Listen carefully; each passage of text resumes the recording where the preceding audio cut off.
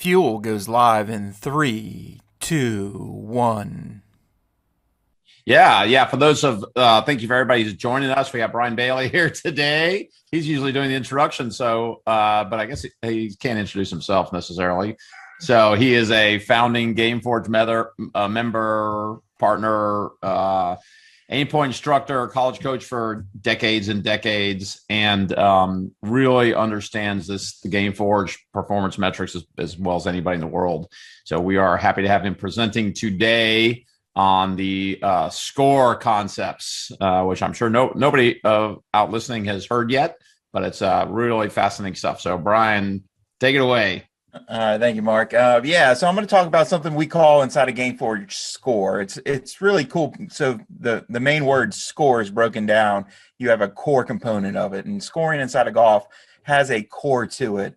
A lot of people get wrapped up in 76, 71, 84, the score relative to par, which is important because inside of competitions, that's how you base, who you are and what happened. But inside of the actual core of your scoring, you can learn a lot about a player, and that understanding can basically quantify how they played a golf course, how they competed against the field, how they competed against their own personal best, and really gives you a good sense of how to train. We've been using core scoring behind the scenes inside of GameForge for about 2 years now. And for some of our consulting teams, we've used this terminology and kind of helped them out a little bit. So without further ado, let's go take a look at the core of scoring inside of golf. So here's the question I always get as a coach, and I'm sure for any coaches out there, how was your round today? I'm on the telephone, I'm on the text message, and I get the good, but I felt it wasn't my best day. I shot a 70, whatever. Well, that gives me no insight as a coach. Or I didn't make anything today. I shot a 81. Well, did you really not make anything? I don't know. And then again, you get, I just need to make more birdies. I hear that one probably disproportionate amount of the time. And again, maybe so, but what level you're at, what is your core at to see what, your birdie count is. So again, before you can really understand and give a logical answer to your player, other than what they feel, is you've got to understand the core of their scoring. But before we get into that, this will be good for you guys. Gareth, if you want to listen to our presentation earlier today, Gareth talked about Malcolm Gladwell, kind of in the maybe not so positive sense, but he also talked about the brain is wonderful at picking up patterns. So what the core scoring allows you to do is thin slice. Basically, this is something that Malcolm Gladwell kind of coined inside of Blink. It refers to your ability to find patterns in situations and behaviors based off a very narrow slice of experiences. And inside of this, we're going to use scoring data, hole by hole, and total score. And from that, you can interpret and really get a good sense of what happened for the player. So there's a lot of great information inside of hole by hole data just by scoring, and we'll go ahead and share that with you. So what is this? What is the core formula? It's really simple. It's offense plus defense equals your core score. Now, core is different than relative to par, what you actually shot. So another way of kind of thinking of this is birdies plus bogeys is core. So at the main essence of scoring inside of golf is you have birdies, bogeys, and pars. Pars are neutral. We'll throw them out. They don't affect your score one way or the other. So really core scoring is birdies versus pars. So if I add my birdies and bogeys together, it's going to give me a sense of what happened today. So, but that doesn't always answer the question, right? So, for example, I made 6 birdies and I made 5 bogeys. Well, my core is at 1 under, but I shot even. Well, I gave away a shot somewhere. And that's what we call noise. So noise is outside of normal scoring. That could be lots of different things, and we'll kind of talk about that. But the essence of core scoring is really, really simple. How many birdies do I make? How many bogeys do I make? And how does that represent to my score? So kind of some definitions before we dive into this. Offense, like making birdie. What are the main areas that you can make? How do you make birdie? Well, inside of GameForge, we've defined this very, very well for you. It's how many greens do you hit? Ideally, depending on what level. Let's say we're hitting 12 greens. Of those, we'd want 50% of them to be in positions. Those are shots 20 feet and in. And then what's your conversion rate inside of 20 feet? That's where majority of your birdies are coming. And then if you can stuff it in there really close, and Mark kind of talked about this in the dispersion category, blackjacks give you the ability of hitting shots 8 feet and in. And if you create a higher blackjack total, that gives you a higher birdie total. So, so what are my conversion rates for blackjacks? And then where do most blackjacks come from? Well, the data really shows you it's pretty simple. You've got to be hitting that, get it 8 feet and in. You got to be hitting it pretty close to from the green side. So that's really coming from your par 5 scoring. So the essence of offense inside of golf, and every sport has offense and defensive components. So that is how we make a birdie. Here are the main, this is kind of the stew. These are the pieces that are going to allow us to make birdie. And then on the opposite side, defense really is trying to prevent bogey, but where do bogeys come from? Well, the first major culprit is missed greens, right? So even the best in the world are averaging 50, 60% saving par scrambling. So for every 2 greens you miss, you roughly are giving away a shot, and then depending on where you are in your journey inside of the golf world, that could be more or less. So missed greens play a huge role in that. And again, that's why Mark's dispersion video was so helpful for those that were able to witness it. From missed greens, we, basically defense comes from when I miss the green, how often do I get par? And what really drives scrambling is something we call P6. So P6 is your ability to chip the ball within 6 feet when you miss the green. So how good are you getting it within 6 feet? And then what is my conversion rate? We also have something P12 that we're sliding into the system. That's their next level from 7 to 12 feet. But again, here's kind of your stew. And then you have probably the meanest nasties of all the bogey makers over there. 3-putt sitting by itself, just sitting there taking away shots by you underperforming on the green. So that's, again, those are your concepts of defense. And then we'll jump into noise. Noise can be good or bad.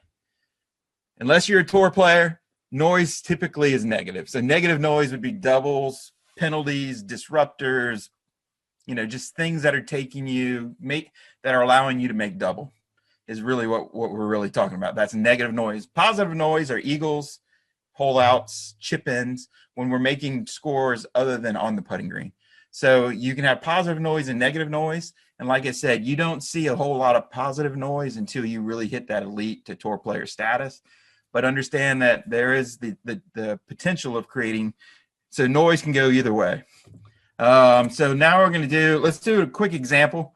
This wonderful player shot 75 today. So we're going to take a quick look. We're going to go his offense versus defense. He made 3 birdies. He made 4 bogeys. His core score was at 1 over, but you can see he shot 75, so he was 3 over. So what does that mean? Really simply, it means he had a double or some sort of noise that affected the system that had prevented him from shooting what he shot. So that, again, is noise.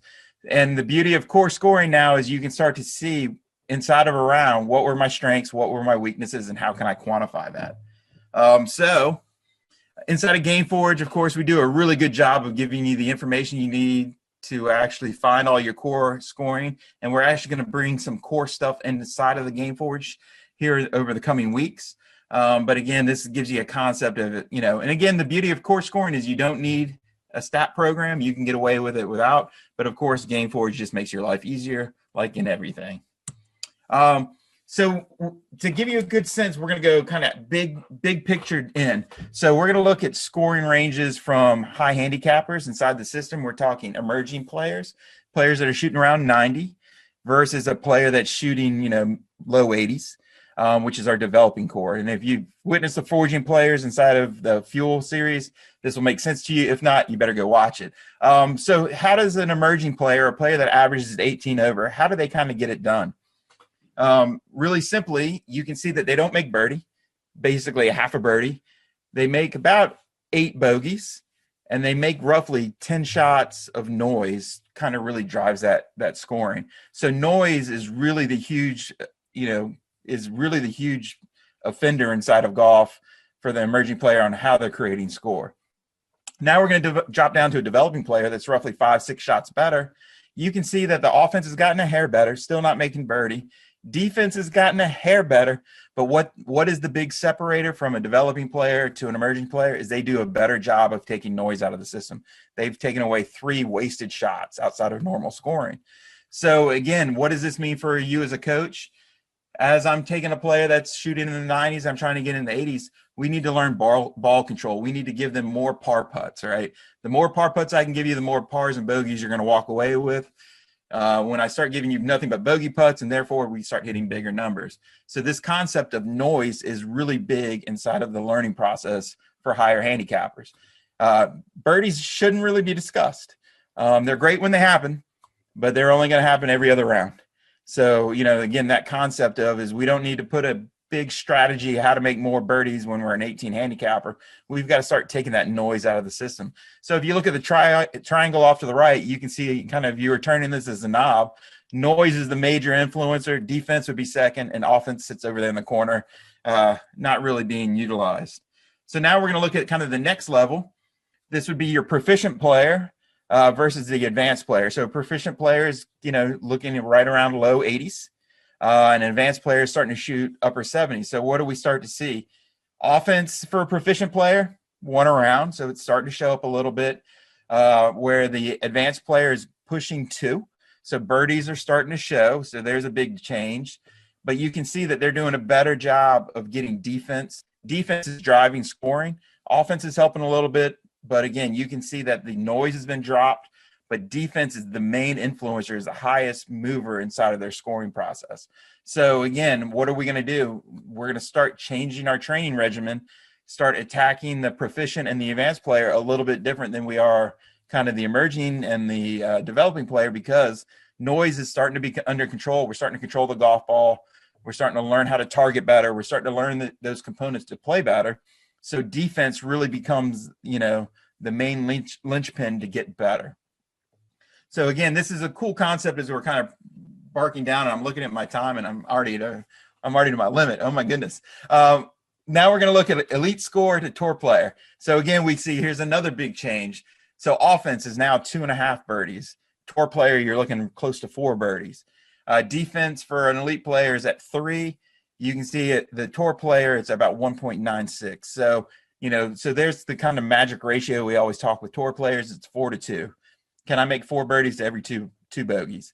And again, this concept you can really see. So for the elite and score player, we've changed the knob again, and offense is the main component that's driving scoring. So how well do you play offense? How can you make birdie? And I think this is kind of for those that don't teach elite players or tour players, here's a mindset you've got to start learning as a coach. We've got to start challenging them and finding birdie. You can play defense and kind of hide and take away bogeys and all that, but at a level, basically elite player, we've got to learn to make birdie. So they've got to perform better on the putting green. They got to perform better with ball striking. They're targeting. Everything has to start giving them the opportunity to make more birdie. And I don't see that a lot across the board. So if you want to be an elite coach and have tour players and elite players, you've got to start to come up with a good regimen and a system to help them create birdie. And of course, Game Forge is there for you if you need it. And just to kind of give a great, representation of what does this look like. So this is just some simple pie charts where you got the emerging player in the low left, kind of circling all the way around to the tour player. And it kind of gives you a concept of what's important inside of scoring. So you can see emerging, developing, proficient, or definitely emerging, developing. You can see noise is really driving total score components, and birdies just don't really show up. Where if you look at a tour player, disproportionate amount of their scoring is offense, or an elite player, like a good collegiate player, 50% is defense, a little bit of offense. But again, this gives you a good concept to think of scoring. How can I quantify what my player's done and how we can get them, on track to be better? I'm sorry, I'm kind of going to have to go fast here. Scoring crossroads. I think this is a fascinating chart, and this is when I talk with my son all the time. Is he's kind of entering the developing stage. He's an emerging player developing. So what we see, there's a crossroad here where his actual defense, which is the blue line.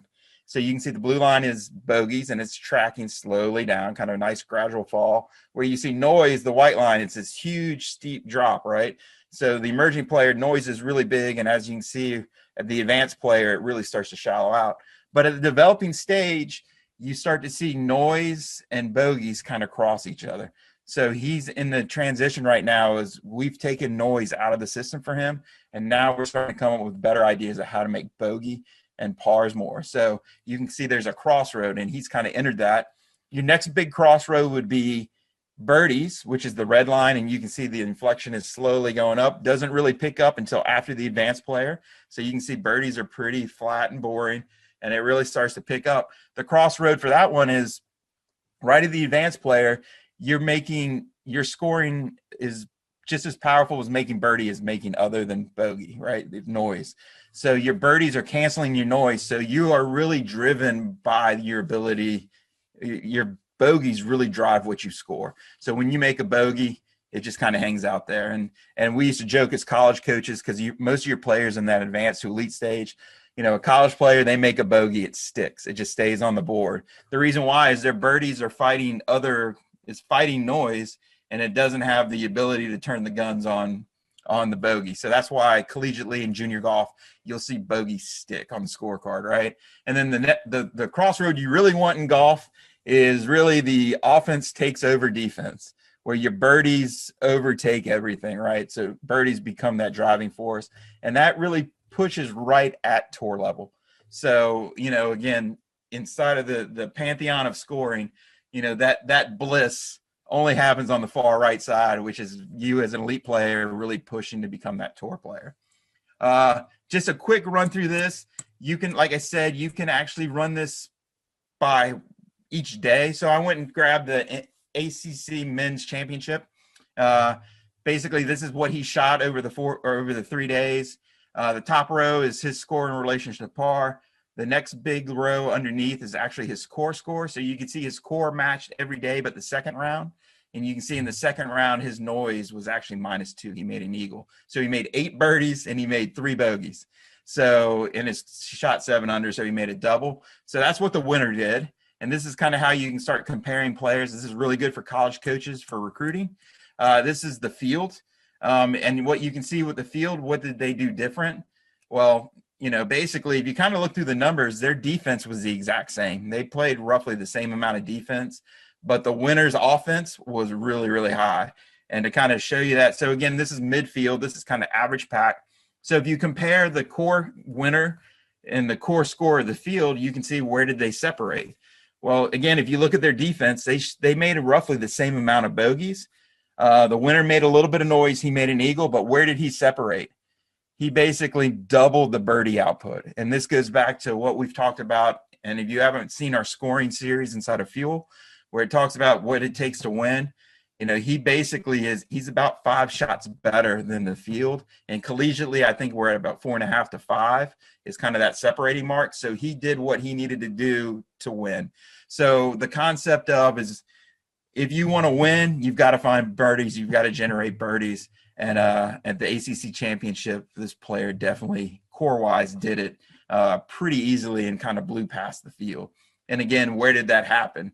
Was his ability to make birdie was at a much higher rate. So I think he made 20 birdies, where the average field made about 12. And basically, like I said, the defense was the same. So that's how he separated.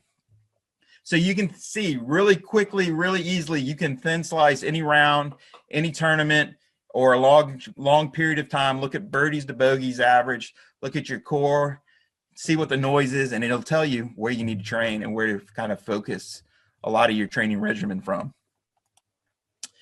There, I kind of caught up there at the very end. So any questions that anybody has for us on this, let us know. And like I said, this is an entry-level way for you to be able to count or quantify players head-to-head and just get a good sense of how to compare and make good decisions on training or recruiting, or you as a player, what do I need to do to reach my next level? Yeah, I tell you, one thing that really struck me about that, look at the ACC champion there, is that when you separate out birdies and bogeys versus just score, you really see a player's potential. So somebody who shoots even par with 6 birdies and 6 bogeys has a lot more potential than somebody who shoots even par with 1 birdie and 1 bogey. Yeah. And so when you're trying to find somebody who really has the ability to go low, if they can't generate that high offense and create 4, 5, 6, 7 birdies around, they're not going to get there. Like they might be a really steady Eddie par player, but they're never going to throw their 64 out there. And so, I love it because it definitely shows potential in a player's ability to go low.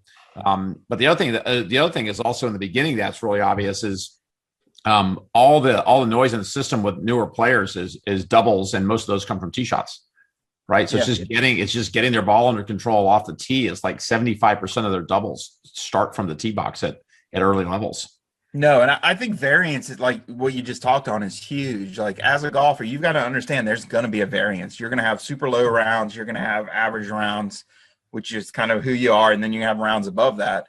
And even inside of training, you got to understand there's a variant component. Like we're talking about averages, average this, average that. That means you're going to have days where you're 3-4 shots under your average, and you have days where you're 3 or 4 shots over. Hence an average, right? So don't be scared. Like I always tell my players, don't be scared to go low, because you're going to have a day where you're not going to be scared and you're going to go high. Like it's just the nature of the game. And I would say recruiting and junior wise, if you have a big variance, it's okay. I would even kind of show that off to a coach. Like, here are my low rounds. Like, scoring average is cool, but I've been to 63 3 or 4 times inside of competitive rounds, in big events. That matters because that shows you that you can do it. So yeah, I think again, understanding that and again, the concept of just expectations. Like my son's a developing player. Like we don't even discuss birdies. If we make one, we cheer and we celebrate and we have a great time. But that's not even our conversation of how to get him to his next level. What do we need to do to get you to your next level? We're not going to waste our time on areas that just don't show yet. And I think, again, this can allow a lot of coaches to kind of define and help their players get better and create a really good training program. Yeah, you can also interpret these rounds, like round 1 here, 5 birdies, 6 bogeys, basically tells me he didn't say par a single time he missed the green. Right. So he missed the green, made bogey every single time. What's that tell you? There's a wedge issue, right? When he hits the green, he's putting well, he's got good proximities, but for whatever reason, he couldn't get up and down there. Yeah. So there's a lot of interpretations you can make off the core that you can't make off overall score. Yeah. And again, the beauty of core is as long as you have hole-to-hole data, you can create a core scoreboard for your player. And it gives you that concept. And like I said, inside of GameForge, we've been using this a bunch. We just haven't displayed it in many places except for kind of with some of our consulting teams explaining core and kind of helping them to set up structure for players to get better. But here, we're giving it to you as a gift. Yeah, and we've run this for PGA Tour with players to see, strength of their core strength. And it's actually pulled out some players who we weren't even really aware of a couple of years ago and said, hey, watch these guys. And guess what? They're top 10, top 20 in the world right now. Yeah, no. Yeah, it's really fascinating. And the best thing is when you take the core board, because we've actually run the LPGA, the PGA, we ran all the under tours.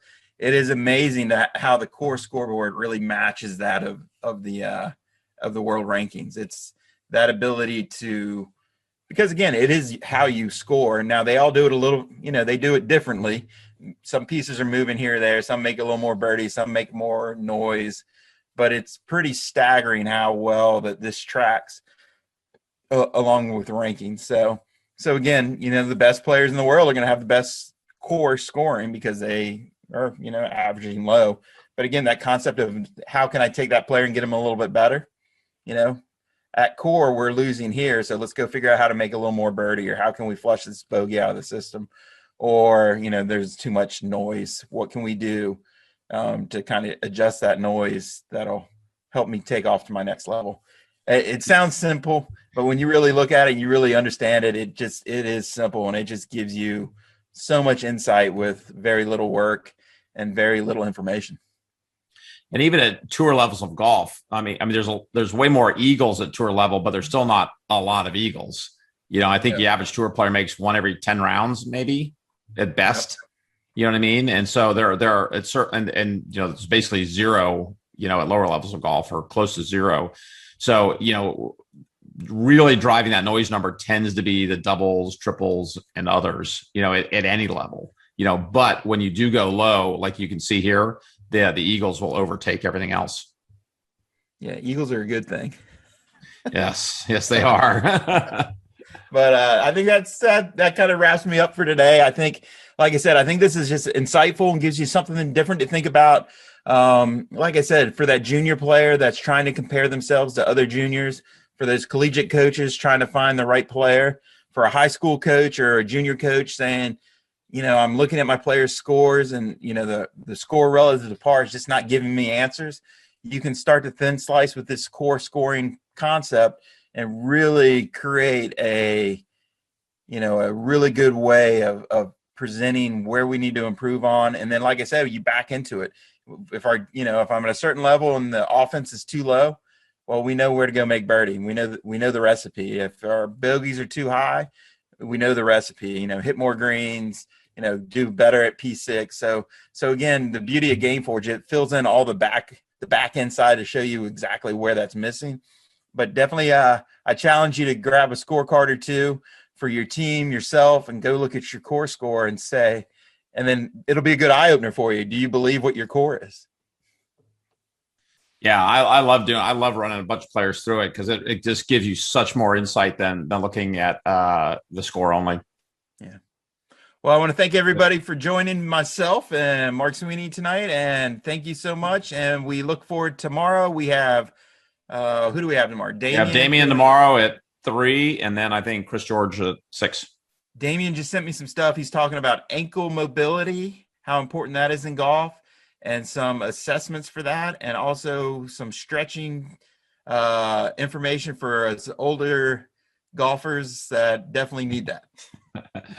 Yeah. And then Chris George, I think, is talking short game tomorrow, so I think that'll be very interesting. Yeah, both really good presentations. So please join us then. If not, you can catch these afterwards at some point. Pretty soon they'll be up in the library, the Fuel Live library as well. Hopefully tonight. Hopefully tonight, tomorrow, but pretty soon. So if I get my work done, it'll be tonight. Yeah. Yeah, you don't go out. You've got nothing to do tonight. I know. I'm not going out. It's raining. Cool. Well, thank you, Brian. Thank you, everybody, for tuning in, and hopefully we'll catch you some more.